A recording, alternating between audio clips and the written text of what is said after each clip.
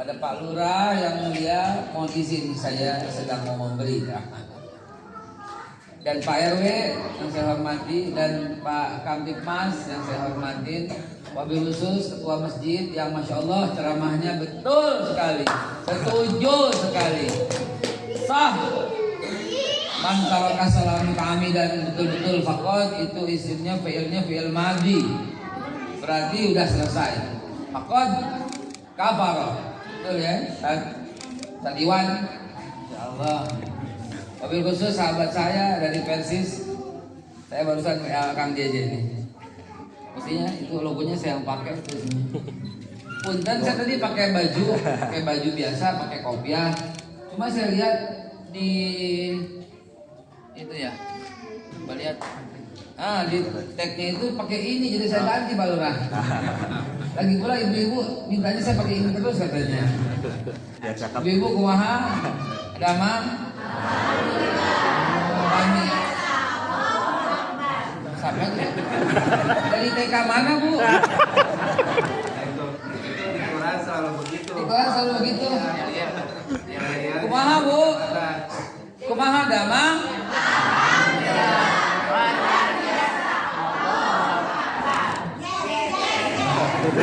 Iya saya ini kompak agak. Baik, sambutan dari Pak DKM, Pak Haji Iwan itu sangat. Saya mau rekam, kok bisa juga belakangnya is gitu. Karena kebiasaan itu kumaha ya. Saya ngerti apa yang Bapak sampaikan, walaupun saya orang Betawi Jakarta, karena kuliah saya itu di Bandung di ITB. Waktu itu saya tinggal di Linggawastu. Linggawastu tahu ya? Linggawastu yang dekat Wastu Kencana Pak Lurah. Nah kemudian pertama di Giger Kalong dulu. Di Giger Kalong banyak anak bandel. Banyak bandel Pak. Iya benar ya. Saya takut keterlanjuran. Akhirnya saya pindah ke Linggawastu nomor 2. Sebelah saya hotel, sebelah saya juga rumah tua, jadi nggak ada anak-anak, saya di situ aja tinggal. Sewa rumah sendiri pada waktu itu. Nah kemudian yang punya rumah tiba-tiba mau tinggalin setelah diperbaiki semua. Akhirnya pindah ke Jalan Cemara nomor 10. Jalan Cemara nomor 10 di Cemara yang Cipaganti itu ya, yang belakang Ayam Goreng Selati. Nah tinggal di situ sampai selesai di Bandung, sampai selesai. Nah kurang lebih begitulah upami bade uwih wawan keselanya. Punten Bu, yang saya tahu bahasa Sunda itu aja. Saya ngerti, cuman ngomongnya tuh nggak bisa. Dan yang saya lancar, yang saya itu aja. Upami bade uwih wawan kesela. Ceritanya dulu sih Neng, pegawai perpustakaan, pegawai perpustakaan. Pusat puasa jadi cerita pacaran zaman dulu nggak apa-apa ya. Pegawai perpustakaan di pasca sarjana di ITB. Saya S2-nya di ITB di Teknik Industri. Itu kalau saya minjem buku atau balikin buku atau daftar, si Nengnya tuh bilang gini, pami bade uwih bawa selanya gitu. Saya tuh nggak paham, soalnya sama teman saya apa artinya dia ngajakin pulang bareng begitu. Jadi setiap pulang saya bilang pami bade uwih bawa selanya gitu ya. Itulah kurang lebih. Bismillahirrahmanirrahim. Saya merasa sangat terhormat, merasa sangat tersanjung, dan saya upayakan harus menyetujui undangannya. Walaupun dari Jakarta ke Bandung harus ya, dan tadi siang persis jam 12 saya berangkat dari Jakarta, dari Tambun ya, untuk ke acara di Tambun pagi untuk berjumpa dengan Bapak Ibu sekalian. Saya berharap satu aja, nih catat baik-baik. Saya tidak berharap apapun pas pulang. Saya nggak berharap dibekelin apapun, nggak. Walaupun Kartika Sari dekat dari sini.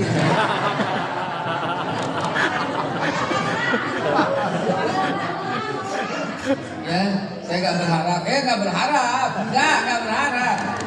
Merasa hina sekali kalau cuma ngarepin yang kecil-kecil begitu.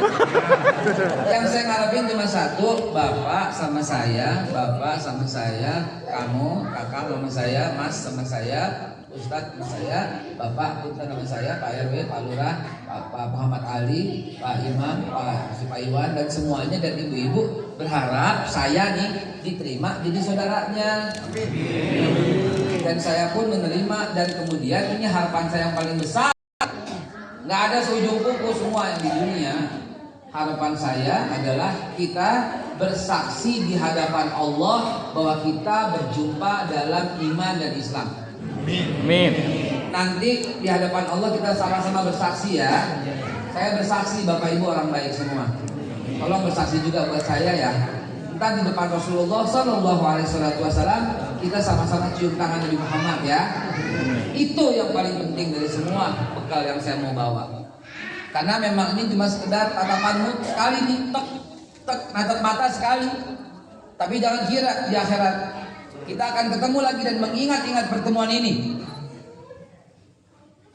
Apalagi kita nggak ada hubungan tipu menipu, nggak ada hubungan fitnah memfitnah, nggak ada hubungan apalagi curi mencuri, nggak ada hubungan korupsi atau mengkorupsi atau dikorupsi, nggak ada. Hubungan kita lillahi ta'ala. Dan saya datang pun akan hina sekali kalau saya berharap pulang dengan sesuatu. Harus saya sampaikan ini biar bersih hati ini, nggak mengharapkan apapun. Dan saya gembira sekali dengan pertemuan ini. Gembiranya saya adalah bisa kita sama-sama bersaksi di hadapan Allah Subhanahu wa Ta'ala. Amin ya Allah ya Rabbal alamin. Bisa buka puasa sama-sama nanti. Kayak naon ya? Ada risol, sambal, bawang. Mari kita mulai. Saya mengucap Bismillahirrahmanirrahim. Bismillahirrahmanirrahim. La yadurru ma'asmi syai'un fil ardi wa la fis samaa'i was samiul alim. Bismillahi tawakkaltu 'ala Allah la haula wa la quwwata illa billahil 'aliyyil 'azim. Bismillah rabbi Allah hasbi Allah tawakkaltu 'ala Allah i'tasamtu billah fawattu amri ila Allah ma syaa Allah la quwwata illa billah. Bismillahi walhamdulillah wal khairu wa syarru bimasyiatillah. Bismillahi azzallah bismillahi jalallah. Bismillah amanna billah wa man yu'min billah la khaufun alaih. Bismillahi assalamualaikum warahmatullahi wabarakatuh.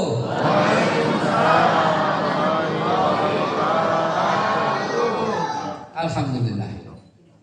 Alhamdulillahi wahdah sadaqa wa'dah wa nasara abdah wa 'azza jundahu wa hazamal ahzaba wahdah.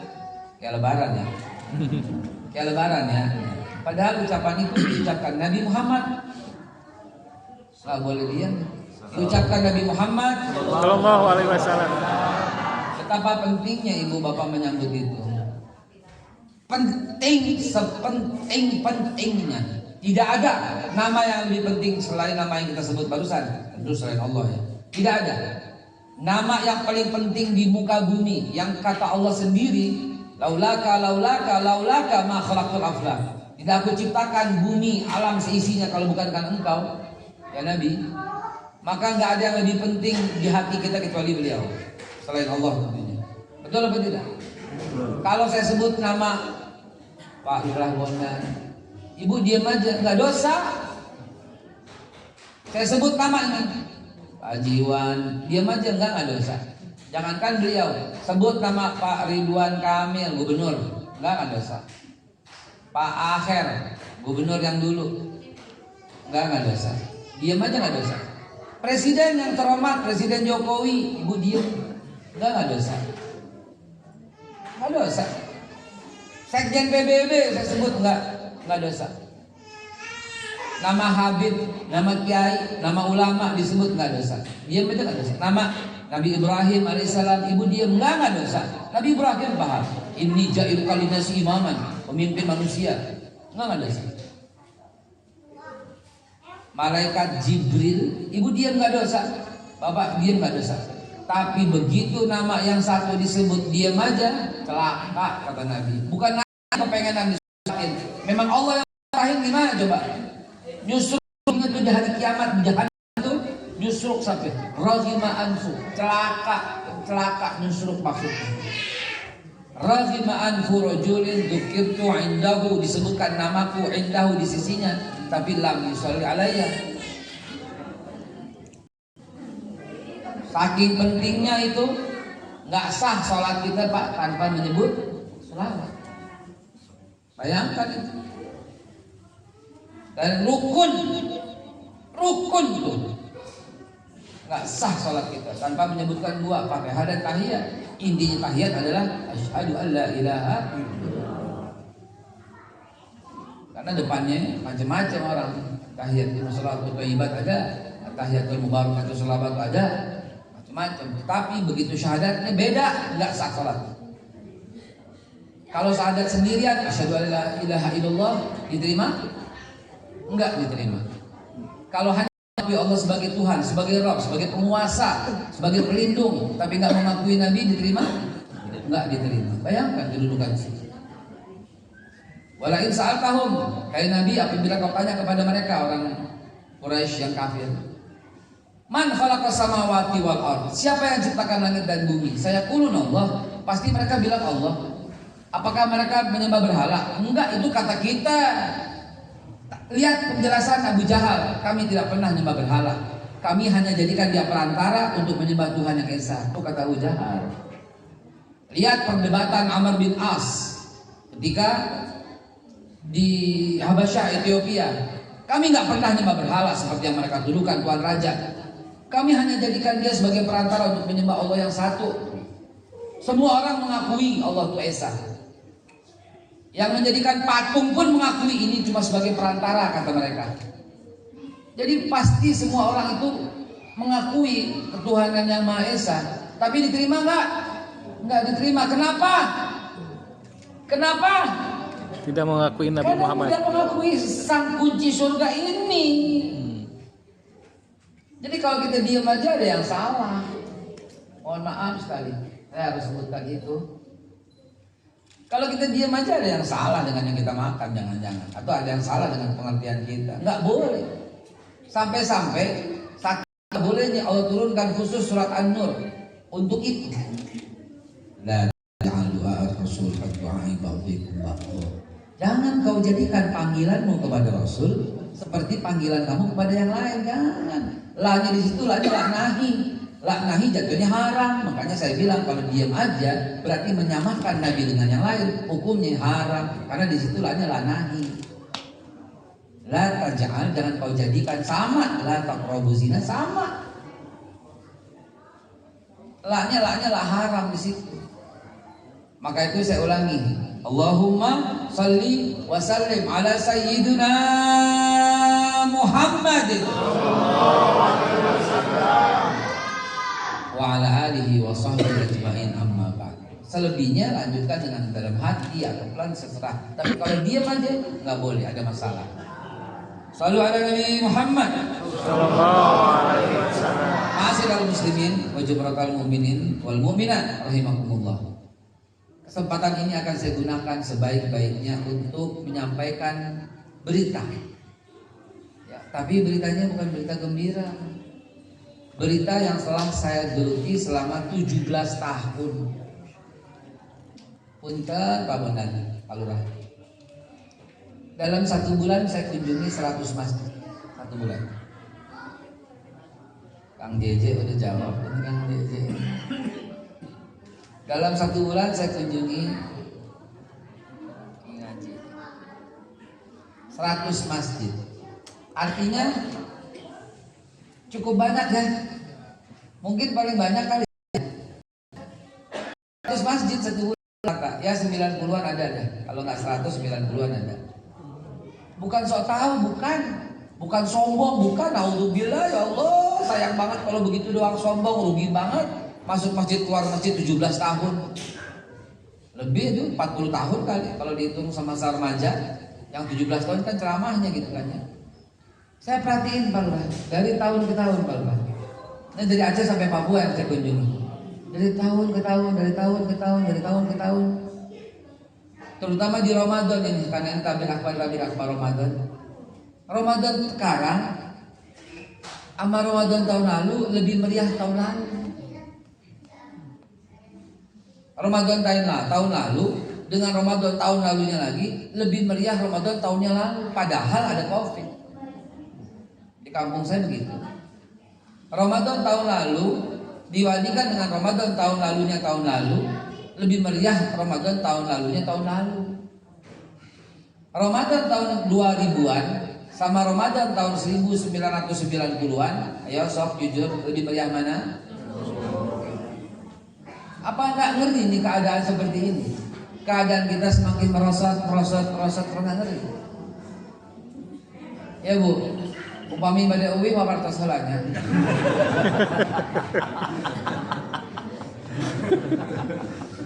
Sekarang bandingkan Ramadan kita masih anak-anak. Punten. Ya kita kan seumuran ya. Seumuran ya. Seumuran lah. Beda dikit. Coba bandingkan pada waktu kita masih anak muda, masih remaja. Nih kita nih yang umurnya udah 60 kan belum? 54. Oh ya, ya kurang lebih lah ya. Coba kita nih yang 60-an coba bandingkan ketika kita masih umur 15-an atau 10 tahun. Gimana coba? Zaman itu presidennya almarhum Presiden Soeharto. Di zaman Presiden Soeharto bagi rapot besokannya Ramadan libur 1 bulan suntuk, betul nggak? Betul nggak? Oh bisa ya dibikin begitu. Zaman dulu tuh, zaman almarhum Pak Harto. Dan sebelum Lebaran, sebelum bulan puasa, pasti ibu kita cat rumahnya, betul? Betul? Di sini ada nggak? Zaman sekarang nggak ada, kenapa?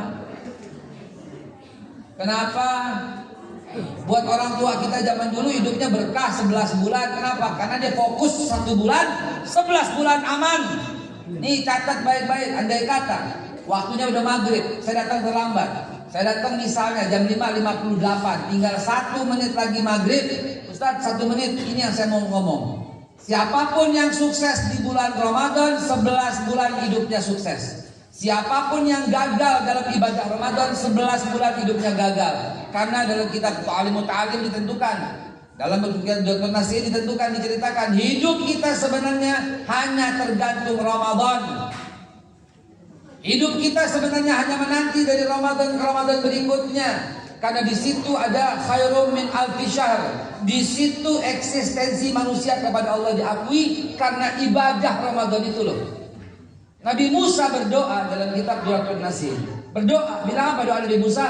Allahumma ja'alni min ummati Muhammad.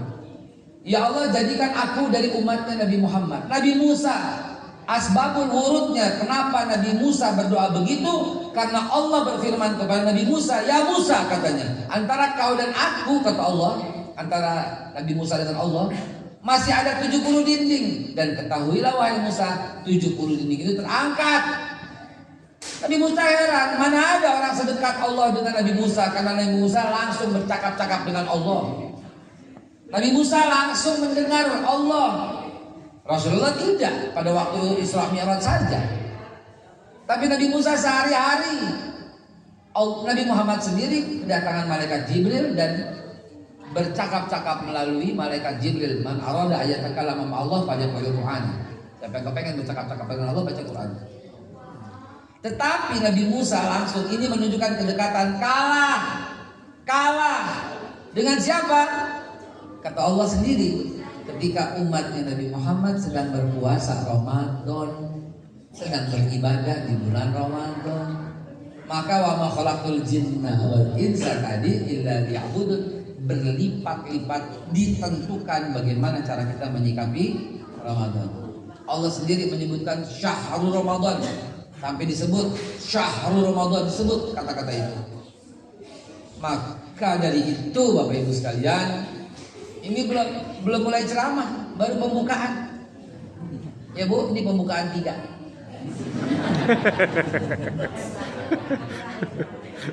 Ntar sampai jam 5, pembukaan dari jam 5 baru isi ceramah. Sabar, tenang. Man fariha bidukhuli Ramadan, haramallahu jalla wa ala niran. Siapa yang gembira dengan datangnya bulan suci Ramadan, telah Allah haramkan jasadnya dalam api neraka. Jangan bilang hadis ini dhaif, jangan. Kalau belum belajar, gampang amat bilang hadis ini dhaif, ya.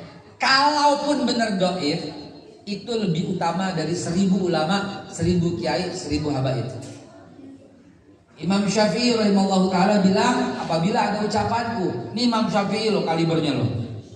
Apabila ada ucapanku, Imam Syafi'i loh kalibernya loh.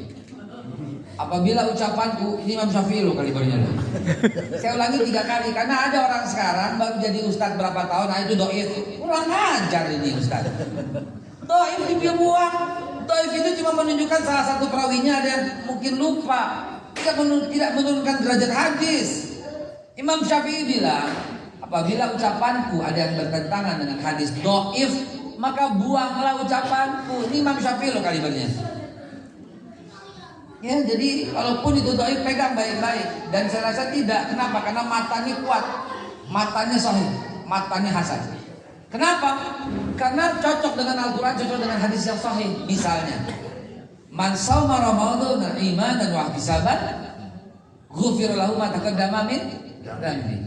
Siapa-siapa yang berpuasa di bulan Ramadan, maka dosanya diampuni oleh Allah Subhanahu wa taala. Orang yang bersih enggak punya dosa, di akhirat haram gak masuk neraka. Cocok kan? Lagi pula orang yang berpuasa la'allakum tattaqun, akan jadi orang pasti yang bertakwa. Orang yang bertakwa haram gak masuk neraka.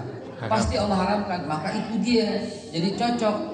Orang tua kita dulu ketika kita masih kecil, ini harus saya sampaikan biar jadi pikiran. Kenapa Ramadan kok menurun kualitasnya? Di semua masjid. Di semua masjid menurun aura Ramadannya, menurun gitu. Mana anak muda? Saya nggak lihat, dikit banget. Orang tua aja sama nenek-nenek di belakang.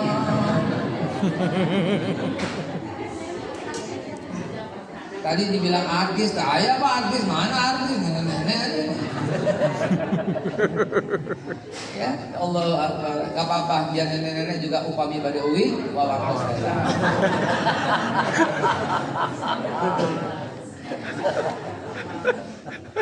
Orang dulu tuh, ada ingat abah kita, umi kita, tinggal di Krukut, ya, di kebun kacang juga. Mau Ramadan dia cat di koas, nggak ada koas pakai merang, di kapur rumahnya, betul nggak? Rumahnya di kapur. Ada yang ngalamin kan? Coba itu, anak muda mah nggak ngalamin. Lu udah zaman rusak lo. Kita sempat ngalamin jalan-jalan itu zaman yang baik. Ramadan pray. Anak sekolah SD, SMP, SMA pray semua. Bagi rapot, girang anaknya bagi rapot, dapat hadiah, naik kelas, disambut dengan Ramadan. Setiap Ramadan girang karena setiap Ramadan naik kelas. Di situ girangnya. Lalu dia ibadah di masjid. Kalau orang Jakarta bilangnya langgar, musola bilangnya langgar. Kalau orang Sunda bilangnya apa? Tajuk. Nggak ada yang pulang zaman kita masih kecil. Iya gitu.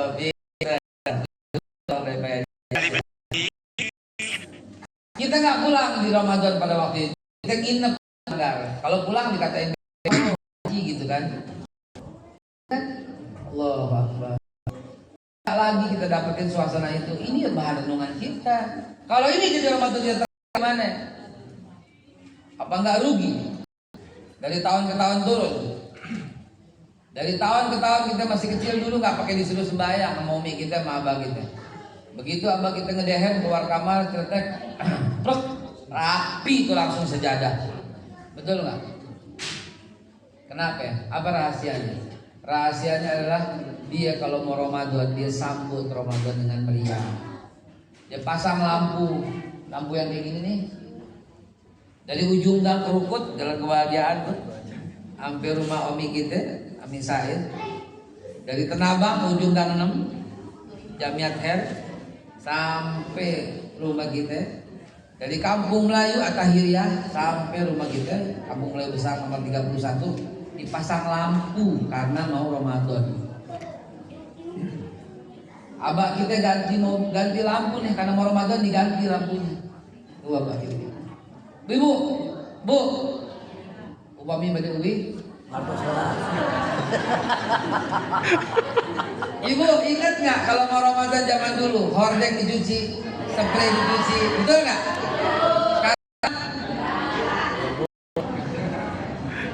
Saya masih ingat Pak Lurah. Pak Lurah sama umurnya saya ya. kira waktu itu orang tua kita kan bersihin tuh WC kan kolam gas kan. Saya tanya sama saya, kenapa ini? Apa jawaban umi saya? Ada tamu mau datang. Kapan nih? 2 hari lagi. Karena Ramadan lagi. Jadi betul-betul tanazzalu alaihimul malaikah. Datang malaikat tuh beneran. Sekarang malaikat segan datang ke tempat kita. Jin setan kali. Beneran. Ini saya ngomong mungkin bercanda, tapi semua pakai dalil Pak, beneran. Malaikat di zaman Rasulullah aja malaikat nggak mau masuk rumah Nabi karena nggak sengaja Nabi menunggu malaikat nggak datang. Nggak mungkin malaikat terlambat, ya. Nggak mungkin. Cipaganti mungkin terlambat. 48 mungkin. Ya kan pasti mungkin. Masa malaikat terlambat?